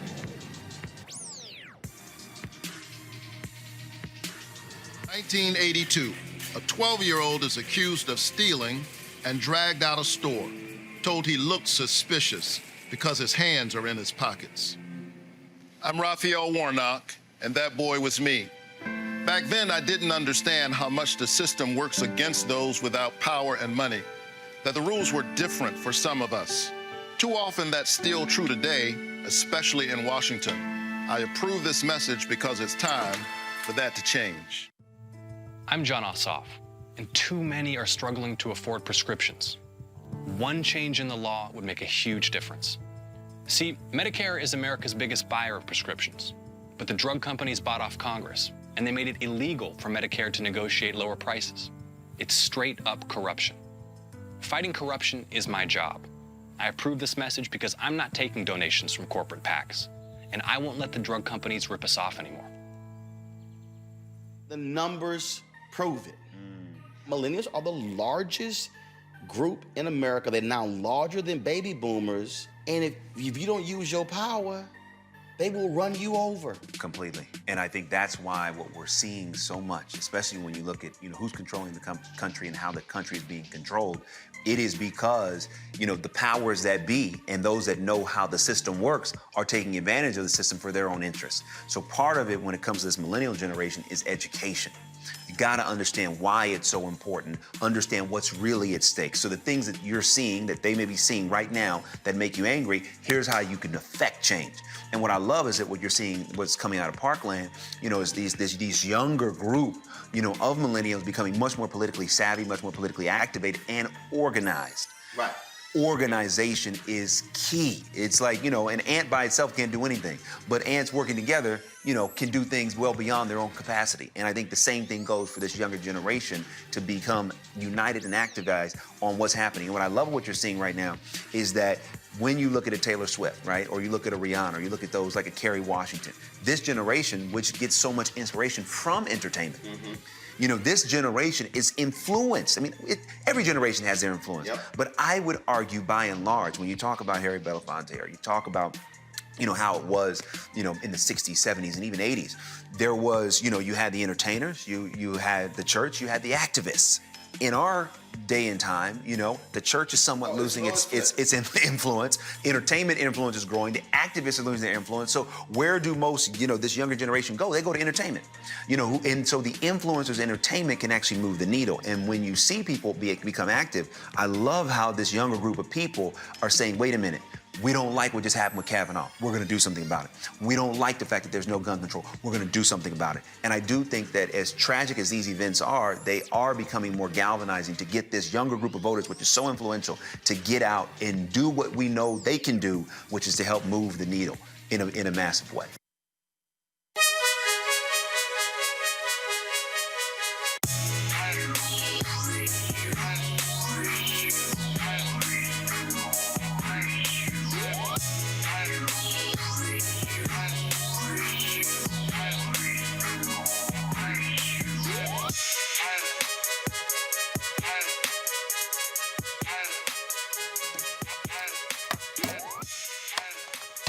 All right, the folks at Ceek.com, folks, they, of course, have these amazing products founded by Mary Spiel. It's a black-owned virtual reality company. You can check out their content on Ceek.com. They have these amazing VR headsets right here. These headsets allow folks to be able, of course, to watch the virtual reality content, drop your phone right into the slot, put this headset on. You can actually be literally in the room where the video was shot. And also, of course, they have their headset here. They're 360-degree 4D headphones right here. Tremendous sound, bass sound, goes all the way around. You can use it for gaming, of course, videos, music, you name it. You can get these products, folks, at Ceek.com, Ceek.com. That's Ceek.com. So please support them. They are partners with us here at Roland Martin Unfiltered. And we certainly thank them for being partners on this show. All right, folks, as of today, there are 10.3 million cases of coronavirus in the United States. 240,000 people have died. We told you yesterday about the death of Bishop Harry Jackson Jr. He, of course, he had battled cancer, but he actually died of COVID. Diagnosed a couple days ago. I actually got an email from there was a Republican who said, that was another evangelical who sent an email out to his followers, and someone forwarded me that particular email, and I want to read this for you in a second once it pulls up on my iPad here, and give me 1 second, folks. Here we go. And so this was the email that they sent. Anthony, go to my iPad. It said, greetings in the mighty name of Jesus. This is Christian International. Go to iPad, please. You may have heard by now that Bishop Heyman was hospitalized due to COVID-19. He has had steady, come on, go to iPad, please. Thank you. He has had steady improvement over the past couple days and is feeling stronger and breathing easier. He has an amazing team of doctors who are using all the new drugs to help him heal faster. He has not been in crisis at all, but of course, we have rallied prayer to fortify him against this attack. Our prayers are prevailing, but we cannot let up until we see the full manifestation of his healing. Now, they posted a photo of him with Bishop Harry Jackson Jr. You often saw him on this show, my show, TV One's News One Now. It says here that we also received sad news today that Bishop Harry Jackson passed away. He has been battling for his health for a while now and had some recent complications, including a COVID positive test 2 days ago. Initial thoughts are that his heart failed due to these challenges. Please be praying for his new wife, his family, and his church. He was a true general in the body of Christ and will be dearly missed. And he also, of course, was one of Trump's supporters. He was a evangelical supporting him. One of his spiritual advisors. There's this video of him praying, if you will. I think it was Easter. He was praying in the White House. But the reality is, he was at that event, that is September 26th super spreader event that took place at the White House for Amy Coney Barrett, and he was there. Now, of course, folks, even though we have the early promising results from Pfizer's COVID-19 vaccine trial, a number of questions are still unanswered about it, as well as when the average person can get a shot. Now, Pfizer's vaccine is a new type of technology. Joining us now is infectious disease specialist, Dr. Alexia Gaffney. Doc, glad to have you back on Roland Martin Unfiltered. Tell us what you know about this particular vaccine. Pfizer announced 90% effective rate. They think they'll be able to have a massive number of dosages in 2021. Just your thoughts on it thus far.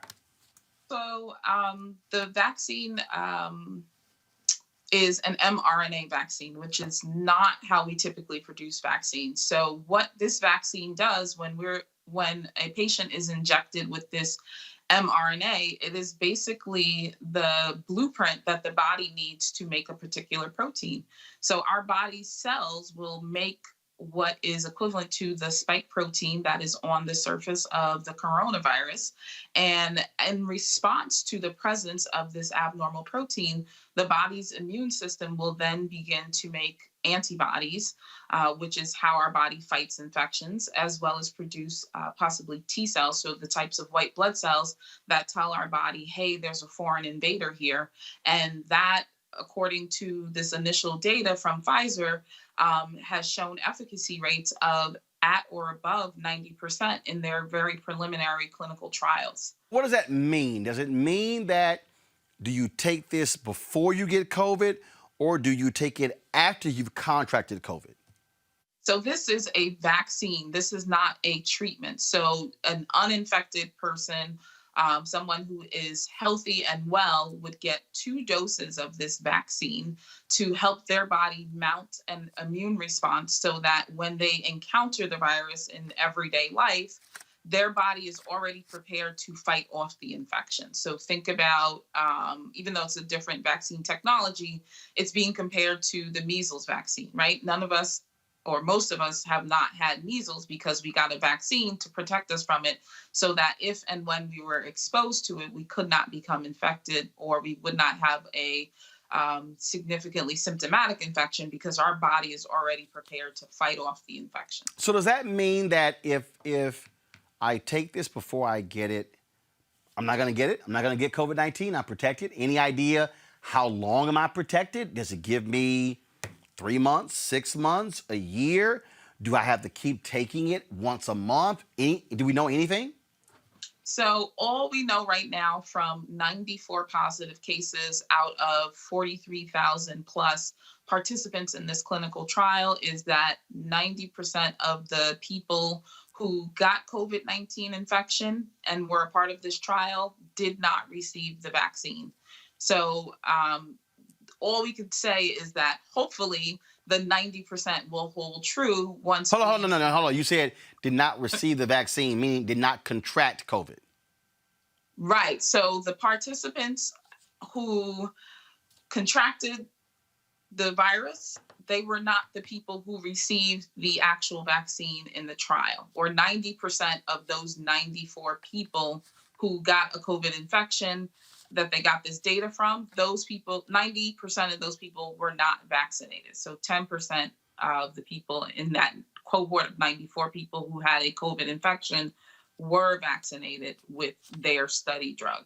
So the initial data is hopefully what we'll see when the population at large is vaccinated, that we'll continue to see 90% efficacy, although that those numbers may change as we look at a larger sample of people in the trial and as we start to get vaccine out to the general population. The other questions that you're asking, Roland, we just simply don't have enough data to answer. The information was released Sunday based on an independent review of this Pfizer study. And so as we received the information, the folks at Pfizer were receiving the information, but they can't yet tell us, how long the immunity will last. So they are planning to follow their study cohort for 2 years. And over that 2-year time, we will get more information as we go. But we don't know how long the efficacy will last because the trial has not gone on long enough to prove that. What we know right now is that people who receive the vaccine will need 2 doses of the vaccine. Those doses will probably be given 3 to 4 weeks apart. And we just have to hope that the efficacy that was seen in this small cohort of patients in this trial continues to hold true as more and more people get vaccinated. All right, then. Dr. Gaffney, we appreciate it. Thanks a lot. Absolutely. Thanks for having me on, Roland. Thank you. Joseph, I got a kick out of the fact that you had Donald Trump Jr. who was complaining, so now y'all released this information. Geraldo said that if this was released 2 weeks ago, it would have guaranteed Trump's victory. And in fact, Mike Pence released a statement saying, yeah, this was because of our operation. Then Pfizer came back and said, no, actually, this didn't happen because of your operation, whatever they call it, because we weren't even participating in your. I mean, it was sort of like the Trump administration was taking credit for something they had nothing to do with. Well, look, it was a 2-part thing, right? So it's like they weren't necessarily a part of Warp Speed, but then the contract that they were actually given, that had the funds allocated for, came out of Warp Speed. Look, it's a mixed bag. I think, again, to the point that's been beaten home today, is that obviously when it comes to the Trump administration, it's very difficult to know what to take seriously and what not to take seriously. I think to our point, I mean, one of the things that I would like to know more about this Pfizer case, obviously early on your show this year, you had the presidents of Xavier and Dillard come on talking about the fact that we had African Americans who were underrepresented in some of these studies. And so, again, what is the efficacy as it relates to people of color? What are the issues that we're going to be dealing with as it pertains to, is this going to be approved for Black people to take? Is this going to be approved for women to take? Obviously, there are certain drugs, blood pressure medications and the like, that they have certain restrictions because there weren't enough people in these cohorts. Or those are the types of things that hopefully we can get to come out of this and get out of such of a Trump-centric approach to a global health crisis that's impacted too many lives. Well, and look, what we're dealing with, Julian, here is the reality that, yeah, we are used to them lying, taking credit for things that they had nothing to do with. But bottom line is we kind of got a reason not to trust them because they kind of been lying a lot. Everybody has bleach in their kitchen. So, I mean, if we believe them, everybody would have shot up bleach. So, just saying. But, Roland, the thing that the doctor pointed out, 94 cases is a very small number of cases with COVID. We really need to see a lot more information. And then there's the issue of distribution. From what I understand, this vaccination will have to be kept somewhere way below freezing. I forgot how many degrees, way below freezing. And most places do not have the capacity for that level of coldness. So are we going to have to develop refrigerated trucks or something, very refrigerated trucks, to get this out? Dr. Fauci was on CNN today, and he basically said he'd expect the vaccinations to get out really until April, except for extreme cases or people who are at special risk. So this is good news for Pfizer. It's good news for us, for America. Joseph has raised a very good point about efficacy for Black folks. And Fauci today talked about older people as well. But we don't know whether this is going to be good for older people. So there are a lot of questions to be asked. And I think, frankly, the least important thing, we have to get into the mindset, Roland, of keeping that man out of our mouths and keeping him, basically, Mr. 45, it's over.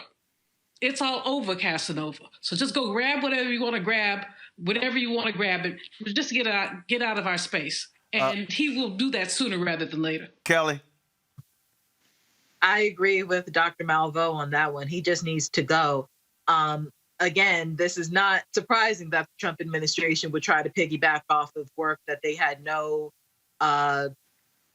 participation in, did not even try to front that they had any role in making it a success whatsoever. They're doing it with this. They did it with the HBCU bill. They've done it pretty much their entire administration with everything that, they claim is a win. So it is what it is in that regard. But when it comes to this vaccine specifically, I am happy that it exists. But I echo the sentiments of the other panelists here in that the logistics in making sure that every American gets it are steep. And I don't know exactly how that's going to work, given that we are in the middle of a pandemic and some of the ways in which things need to be done are limited right now. And we are still at 10 million cases and to almost 250,000 deaths in this country. So we're already behind the ball significantly in getting this vaccine created, let alone distributed. So I'm curious to see how that's going to play out, hopefully in time for it to mitigate some kind of damage. All right, folks, y'all know what time it is. No charcoal grills are allowed. I'm white. I got you, Carl. Yeah, illegally selling water without a permit On my property. Whoa! Hey! You don't live here. I'm uncomfortable. All right, y'all. So Twitter was like a little crazy today because there's this there's a Republican named Dean Browning out of Pennsylvania. Dean Browning, y'all, let's just say this is weird. So he sent this tweet here out.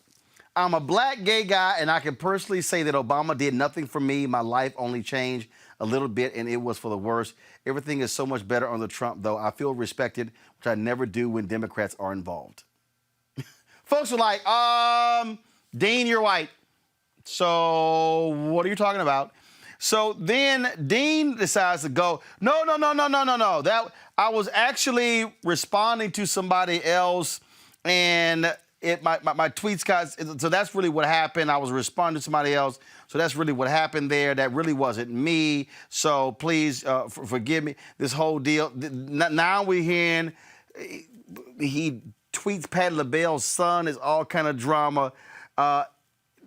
You talk about crazy, Joseph. But I really got to laugh at that one. I really got to laugh at that one. That this white right-wing conservative really got himself caught up in a crazy one today on Twitter. The folks saying he's pretending to be a black gay man under his burner account. I mean, I've often said to people, wouldn't it just be easier for us to engage honest-to-God black people rather than have to pretend to be them on the internet?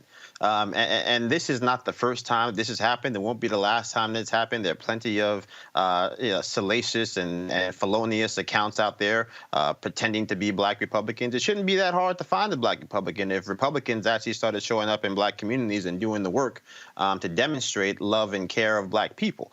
So look, this is a perpetuation of what we've been dealing with. It's the kind of insincere outreach and that's trying to be masked in these anecdotal evidence of things that do not exist. And pretty crazy. But this was this, Julian, was a part of the disinformation campaign by the Russians in 2016, where Twitter and Facebook have busted of these troll farms impersonating black people.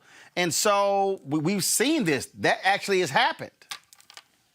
It has happened, and of course, in 2016, I think we were somewhat vulnerable to it. Some people believed it. Some people got tweets that had lies about Hillary and them, other things, and people believed them.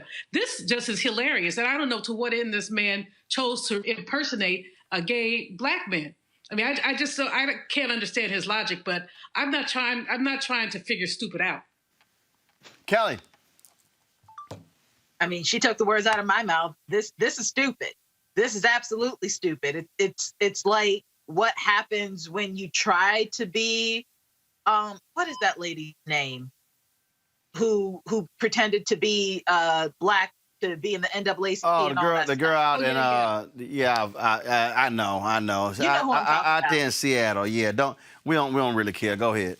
I mean, it's like a Twitter version of that, only it happened in Rachel Dolezal. Dolezal, thank you. But it's like a Twitter version of Dolezal, only in a very small fraction of the time. We caught it in time for not a whole lot of damage to be done. But this is really dumb. And it's actually like a recurring pattern outside of Russia using bots portraying to be black people. There are actually white people out there with fake black people accounts to act like black people, purporting to be Trump supporters, purporting to be anti-black and embracing white supremacy and stuff. So this, again, I've been saying this all day on your show. This isn't surprising to me. It's just sad. It's really, really pathetic that people think that they can keep doing this without, and get away with it. Well, we do have to understand, look, misinformation has been targeted at black people, and it has been effective, especially with black men. Panel, I certainly appreciate it. Joseph, Julian, and Kelly, thank you so very much. Hey, folks, if y'all want to join our Bring the Funk fan club, please support what we do. Let me give a shout out. These are folks that actually sent in checks and money orders today. Tony Lund, thank you so much. Charlene Logan, Kevin Jackson, Mr. and Mrs. Gary A. Lloyd Sr., Sidney Scott Jr., Shonda Yvette Scott, Anthony Thomas. Let's see, Sherman Henderson, Robert T. Wallace, Renee Yancey, John McMillan, and Vivian Smith. Folks, we thank all of you. Sherman dropped us a note. You are doing a good job. I hope this will help to get your live truck. Sherman, we working on that, trust me. We love you, Roland. Keep up the great reporting. Keep us informed. That's Gary Lloyd from Monroe, Louisiana. I think, let's see, Mr. Martin, you're doing a marvelous job. I appreciate it. Thank you, Roland, for your show. I have learned so much. I was born in 1959 during Jim Crow days, and I saw with my parents making plans when it was time to vote. I would always ask my parents, why do we have to sit on the back of the bus? Why does it say colored only? Why did they kill or shoot those people? Learning about my rights as a black man in this country is very important to me. Learning about how the elections work from local to the White House is truly educational. Even reading and researching all the candidates on your ballots, knowing how to track your ballot, understanding your right to vote, understanding the Senate and House of Representatives, learning what the midterms are all about. So I said to myself, if I can support Democratic Party with the little money I have, I can surely support my brother, Roland Martin. Man, I certainly appreciate that. Thank you so very much, folks. That's the impact we are having with this show. Y'all can support us.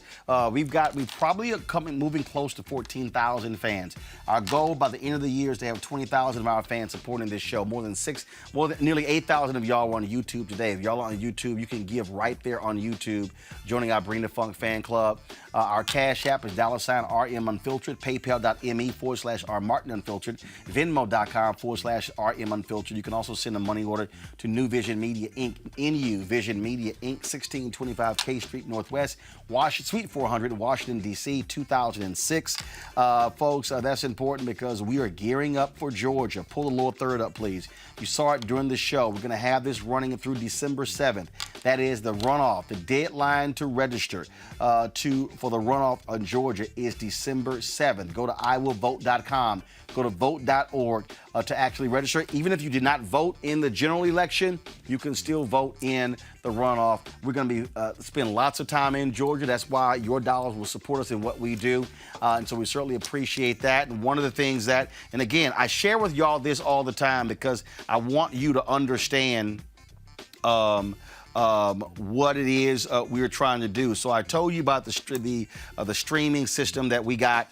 And so y'all remember on election night, we were trying to go live to the folks down at Black Lives Matter Plaza, and we were having problems going live. Well, part of the problem is because there were so many people and other folks streaming. And so what we're doing is we saw that was a problem.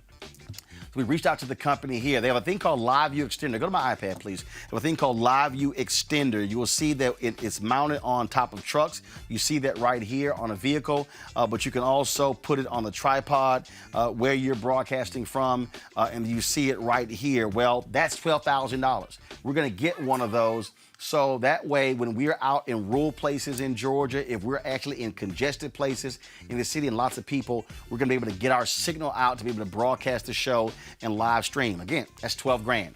So what we are doing, so when I tell y'all that we are serious about this and what we're doing, how we're building, how we're doing things, that's exactly what we're doing. We're sitting here, in the studio right now.